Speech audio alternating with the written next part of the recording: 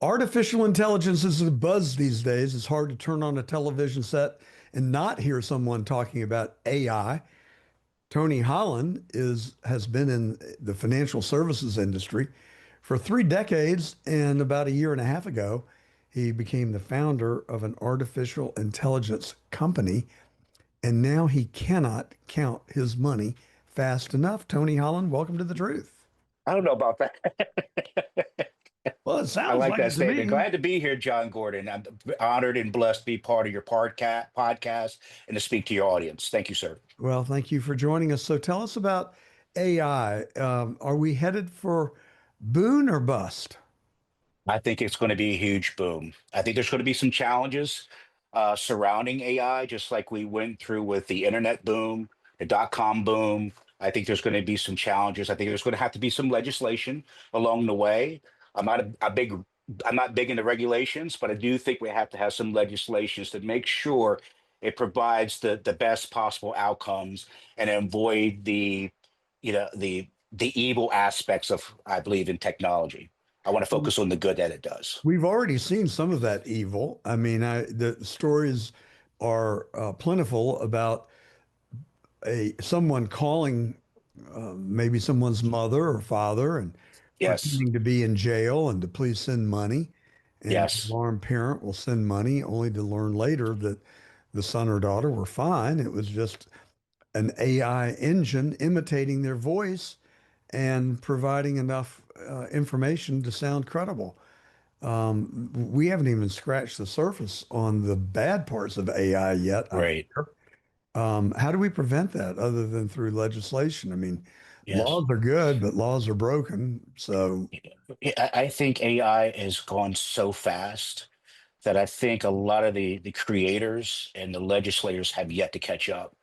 There's going to be some challenges for obvious reasons because there's so many bad actors in our world. mm, So I think our consumer base, whether it's the example you gave, a son that's locked up in jail and the AI agent is pretending to be the son asking the mom for money, or that you have even cases of, senior citizens being taken advantage of, that they're getting a call from their doctor's office and they owe more money and want to have to satisfy a specific claim, which is unfortunate that happens. So I think consumers got to be more diligent.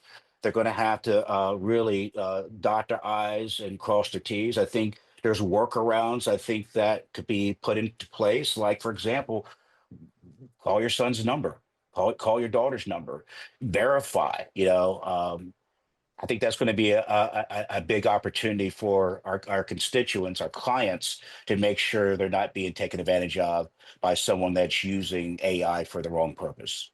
it really is sad. I used to sleep with my doors open and the keys in my car just Right? because I felt like there was a greater chance I would lock myself out of the house or lose my keys to the car. So I just lived a very carefree kind of existence. Yes. And I now find myself looking over my shoulder more often than I ever did before. Right. And when I get an email with an attachment, if I don't know the sender, it's automatically delete, delete, delete. And that's really a shame. I wish we could roll back the clock, but I don't think it's going to happen. So let's talk No. about the positive aspects of AI. Where do you see this taking us? I mean, where does it end up? It Well, almost seems like how long is the string, of in right. terms of what the potentials are. Well, I think ultimately it's going to make our jobs more efficient. It's going to replace those repetitive tasks. It's going to, I think, prevent a lot of waste. I think it's going to prevent fraud and abuse, especially in the world of healthcare. And my specialty is Medicare. I think it's going to make people more efficient. The information they're receiving is going to be more accurate. It's going to be more compliant, which is a big thing, especially in Medicare. There's a lot of challenges. Every year we have new rules and regs because there's always someone out there that is violating some type of rule or regulation that's already in effect in the business. It's going to make people more effective, and I think it's going to ultimately help people do their job faster. I believe right now at the moment, I think it's only going to get better. We're at about a 2x for the average person in terms of their workflow. So I think all those are positives. Well, for sure. I've become a real fan of Grok and Chat GPT. Yes. I would use Grok exclusively were it not for the fact that 50% of the time the server is too busy and I can't get my answer.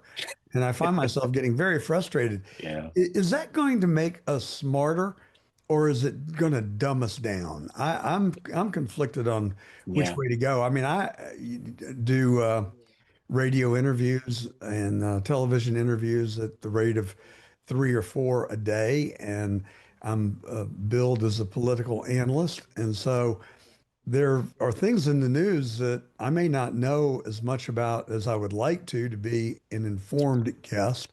And so I just used to go to the encyclopedia and then Wikipedia, and now Mhm. it's straight to Grok. And Yes, man, does it make me look smart. it But does. just wonder, before I would have to go to the library, I'd have to check out the book and I'd actually have to read it. And the breadth of my knowledge was a lot wider and deeper. Right. Now it's just like sound bites, you know? I Yeah. mean, Yeah. where are we headed? Yeah, and I agree. I grew up in that time of going to the library to check out a book and read it. And I think the time it's going to save is going to be huge. The typical AI platform can read over 300 to 400 pages in less than a second. So yes, I Okay. believe it's going to make us smarter. It's going to make us more efficient. It's going to bring us up to speed, I think, much more quicker. And I think the challenges we're seeing, John, to be honest with you, is that we just got to catch up. I think we have the capabilities to do whatever we put our minds to. I just think we just need time to catch up to how fast these platforms are growing. But ultimately, I think definitely going to make us smarter. Absolutely. So do you follow Tesla and Optimus Bot? Yes, I do follow Tesla. You're aware of the Optimus humanoid robot? Yes, yes, What do you yes. think? I want one. Yeah, I want one too. I think it'd be great. I think I don't know if my gardener's going to like it because I'd have to do the gardening and do the mowing the lawn and clean the pool. So I don't want to put certain people out of jobs for obvious reasons. That's one of the big things I see, John, lately is that people call me, is it going to eliminate jobs? I think it's going to create more jobs. I tell a lot of the students, because I speak to a lot of college graduates, MBA graduates, even high schoolers. They ask me tips on the futures in regards to AI and technology. I'm like, if I was a 20 something or anyone that wants to have a job change, I would definitely master AI. I would definitely master technology and definitely I would get into coding. I mean, the average coder, John, right now coming out of school is earning over $500,000 a year. I would love to have a job like that coming out of college, wouldn't you, John? Well, for sure, but don't you think that AI is going to start doing the coding? I mean, look at the Tesla uh, driverless car, the Right, autonomous car. They have right, 300,000 lines of code that were developed over 10 years. right, And one day they just threw it all out the window. right. They said, this Yeah, is never going to work. right. So they started having the computer watch me drive and you drive, or anybody who has a Hmm. Tesla, 4 million cars on the road, capturing, encountering different scenarios at every turn.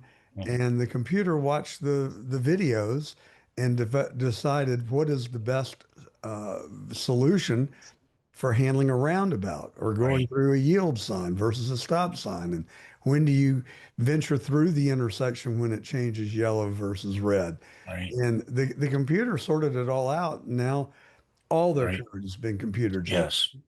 Well, John Ober, I don't know your age, sir, and Old, I'm I'm old. 50, I'm 55 years You're a old, child. and Quit I've seen making a me lot of mad. changes since the 70s. I remember 8-track players that I Yeah. remember Are you cassettes kidding came me? out. I've got 45 singles that I collected Okay, when I was a I kid. remember those too. I And remember I got those. a bunch of vinyl albums, Right. including one from Otis Redding that said, to John, your friend Otis.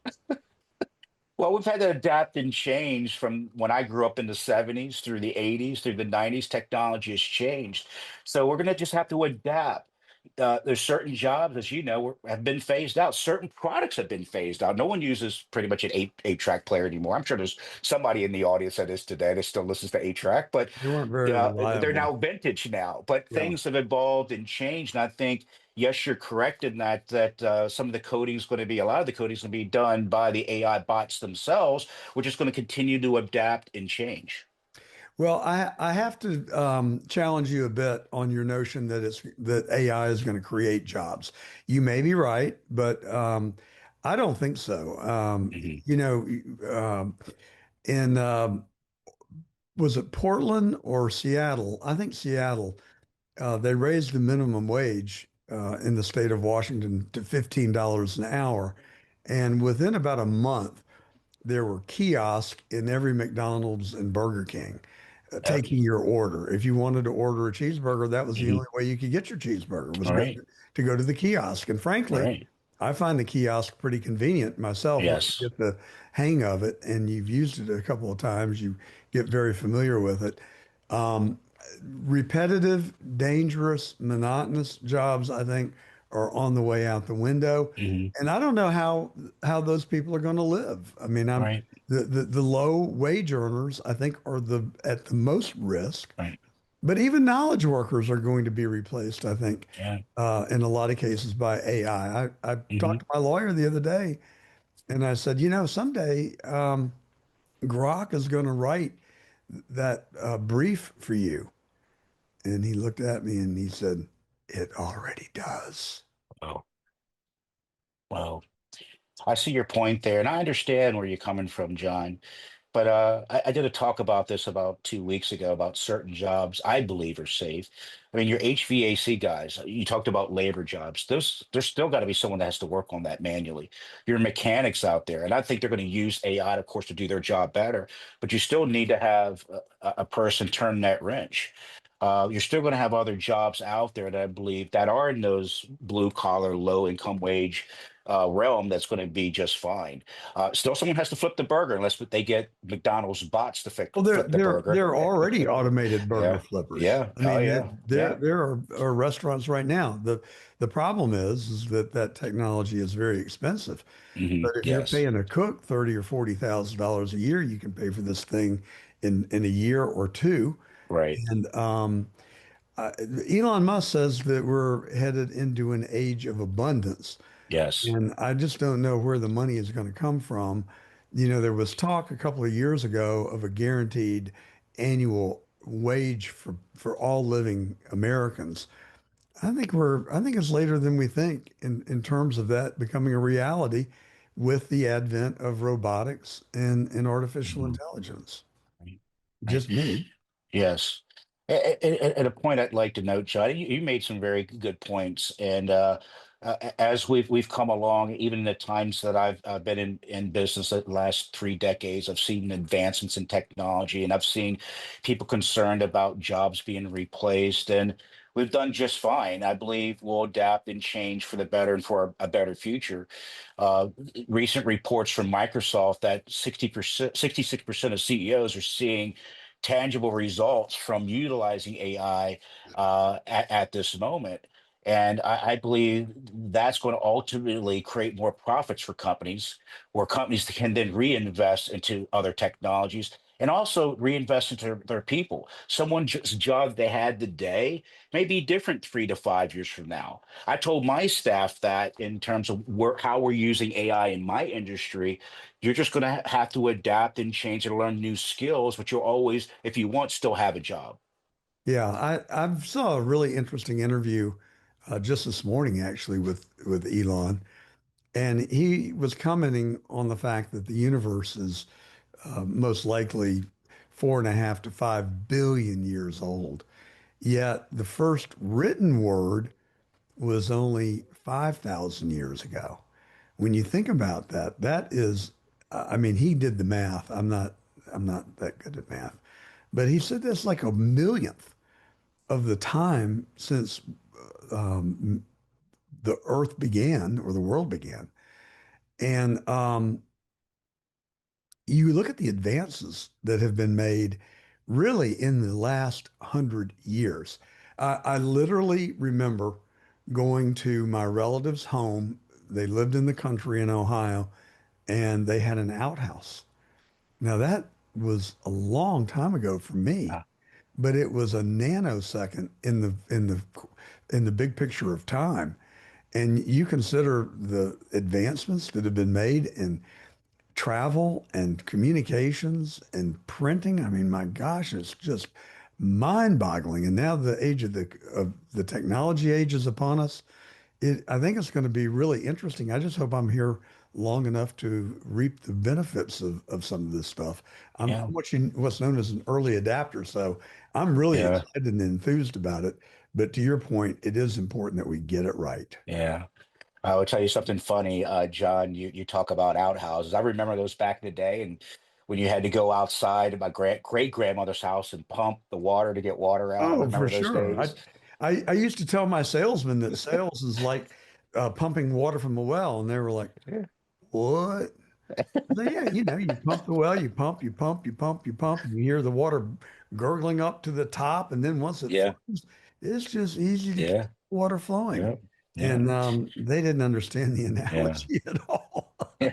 I I agree, and it's like you talked about the outhouse. I bought my place in Miami. I have what's called smart toilets that Yeah. actually know the temperature of what you want your seat to be. Yeah. When you're done and ready to flush, it actually will play music or whatever you want it to do. It actually can do workflow for you while you're on the toilet. Pretty impressive stuff. So we've come a long way since the old outhouses. It's crazy. Well, Yeah, and thank you you, remember Tony before they Holland, had toilet paper, they used corn on the cob. Used corn on the cob. So back in the day, they used to have a bucket with the old corn on a cob, and they would use that for their toilet paper back in the day. So I think millennials would say TMI. I agree. I agree. Thank you, But Tony hey, Holland. I appreciate you we coming on the functioned truth back today. then. We functioned back then, and look where we are today. We got Yeah, smart yeah, toilets that talk to you. absolutely. It is a bewilderment. But I do appreciate your coming on and providing your insights. Thank you, sir. Um, wish you a very happy Labor Day weekend. Yes, sir. You as well. God bless you and appreciate and honored to be on your podcast, sir. Have a blessed day, John. Thank you. Thank you, sir. Bye bye.